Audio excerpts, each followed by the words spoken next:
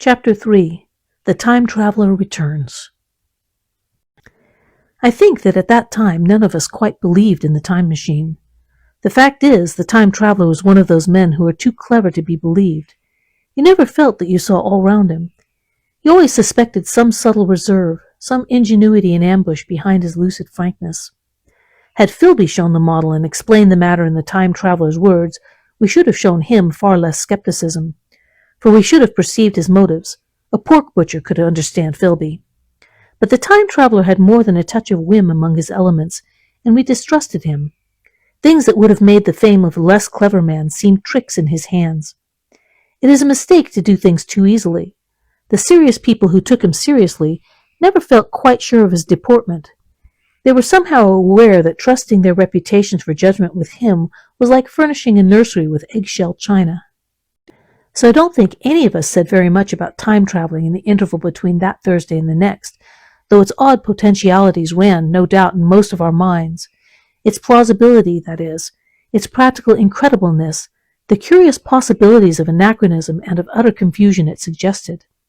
For my own part, I was particularly preoccupied with the trick of the model. That I remember discussing with the medical man whom I met on Friday at the Linnean. He said he had seen a similar thing at Tübingen and laid a considerable stress on the blowing out of the candle, but how the trick was done he could not explain. The next Thursday I went again to Richmond. I suppose I was one of the time traveler's most constant guests, and arriving late, found 4 or 5 men already assembled in his drawing-room. The medical man was standing before the fire with a sheet of paper in one hand and his watch in the other. I looked round for the time traveler, and, "It's 7:30 now," said the medical man.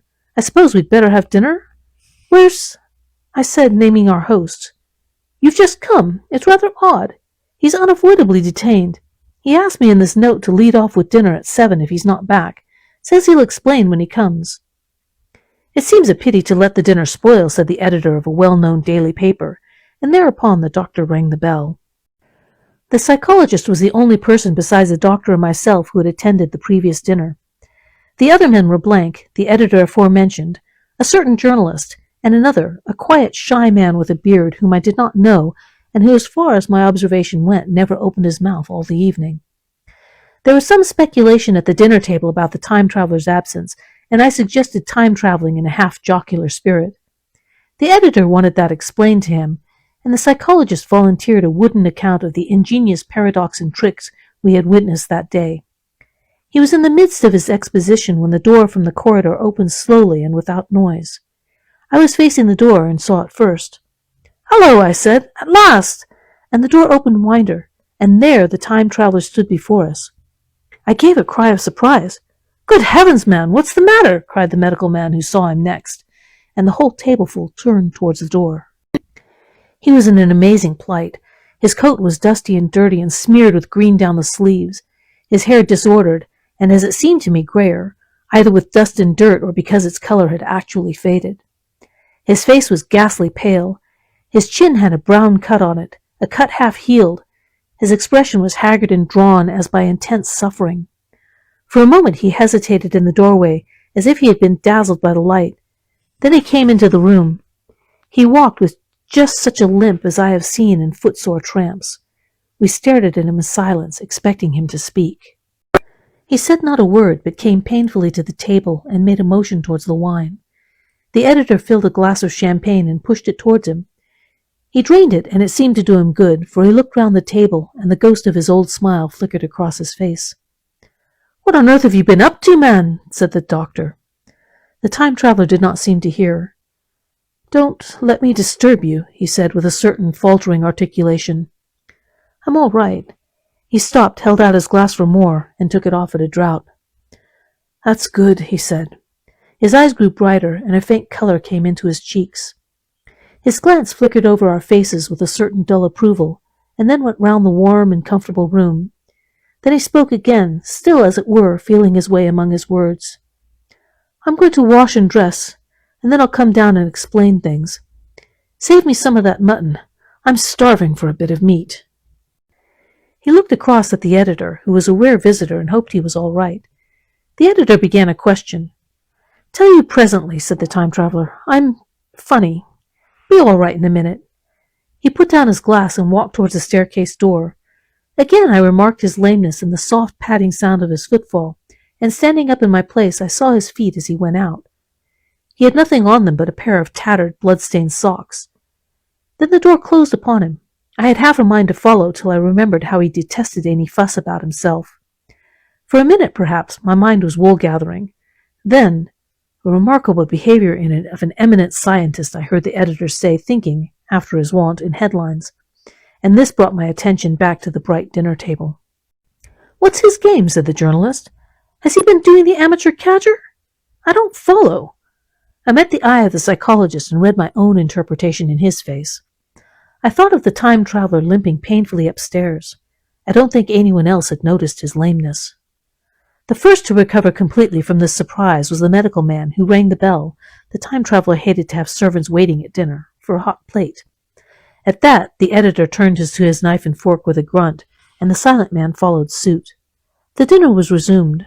Conversation was exclamatory for a while with gaps of wonderment, and then the editor got fervent in his curiosity. "Does our friend eke out his modest income with the crossing, or has he his Nebuchadnezzar faces?" he inquired. "I feel assured it's this business of the time machine," I said, and took up the psychologist's account of our previous meeting. The new guests were frankly incredulous. The editor raised objections. What was this time traveling? A man couldn't cover himself with dust by rolling in a paradox, could he? And then, as the idea came home to him, he resorted to a caricature. Hadn't they any clothes brushes in the future? The journalist, too, could not believe at any price, and joined the editor in the easy work of heaping ridicule on the whole thing. They were both the new kind of journalists, very joyous, irreverent young men. "Our special correspondent in the day after tomorrow reports," the journalist was saying, or rather shouting, when the time traveler came back.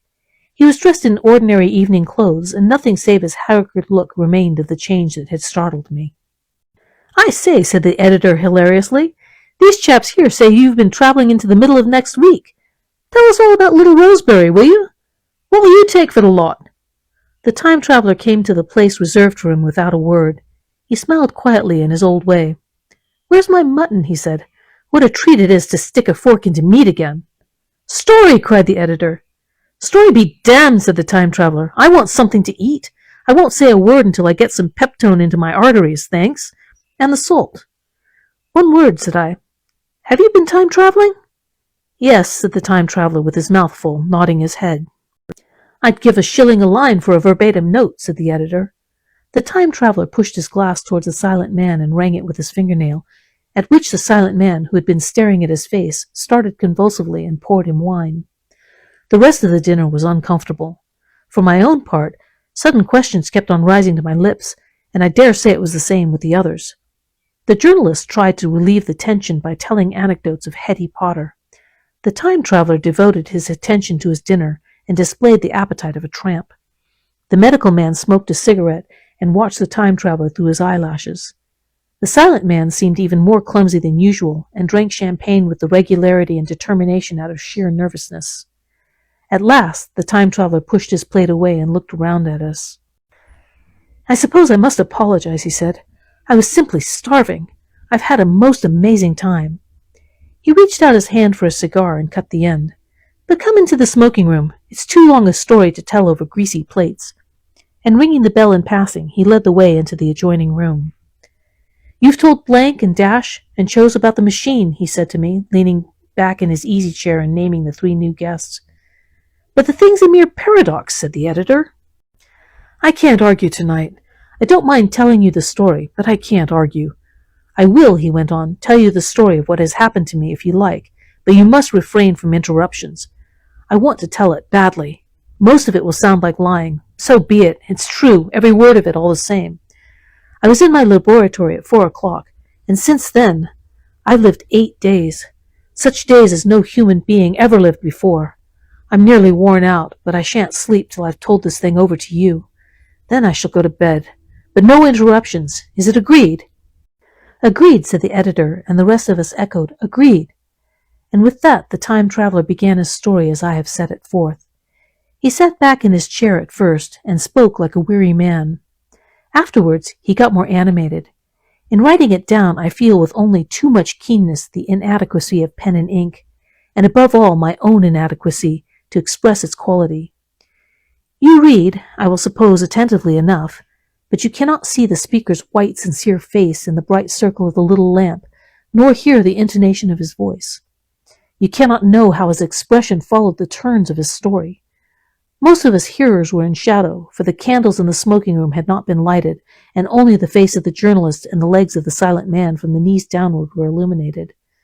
At first we glanced now and again at each other. After a time we ceased to do that, and looked only at the time-traveler's face.